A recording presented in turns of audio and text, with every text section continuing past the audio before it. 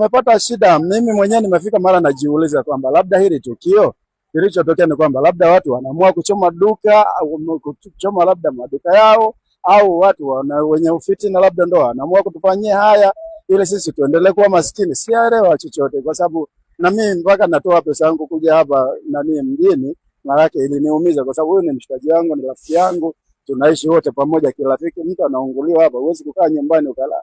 Kwa ndio maana nikaja hapa ili kumuona nini ambacho kinaendelea. Basi godown ambao ulikuwa limeshika moto ulikuwa ni mkubwa sana, lakini kwa sababu lilikuwa lina nafasi pande zote, tuliweza kulizingira kuhakikisha tunapambana na moto, na mpaka sasa hivi zaidi ya 90% ya moto tushaudhibiti.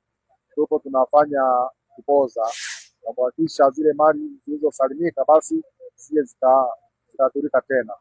Lakini napenda kutoa rai kwa wananchi, unapoona moto basi hakikisha unapiga namba ya dharura 114, kwa sababu hizi taarifa zimeletwa na askari wetu wenyewe waliuona. Lakini hapa naamini kuna walinzi, kuna majirani, kuna watu wengi sana. Kwa hiyo sisi tumeshatoka, ndio watu wanakuja na pikipiki kuja ofisini. Kwa hiyo hakuna haja ya kuchukua usafiri wa aina yoyote. Piga namba ya dharura 114, tunafika kwa haraka.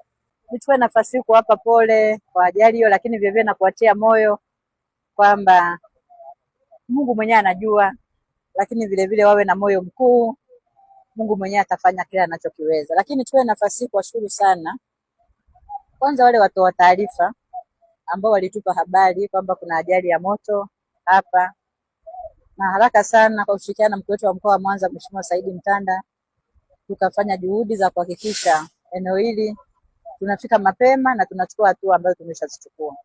Kwa hiyo vyombo vyetu vya zimamoto kwa maana kamanda wa mkoa wa wilaya zote mbili Nyamagana na Ilemela, jeshi la polisi kwa maana kamanda wa jeshi la polisi mkoa pamoja na OCD wa Nyamagana na Ilemela, lakini vile vile jeshi la wananchi wote, kama ambavyo mnafahamu vyombo vyote vya usalama vimetimiza wajibu wake.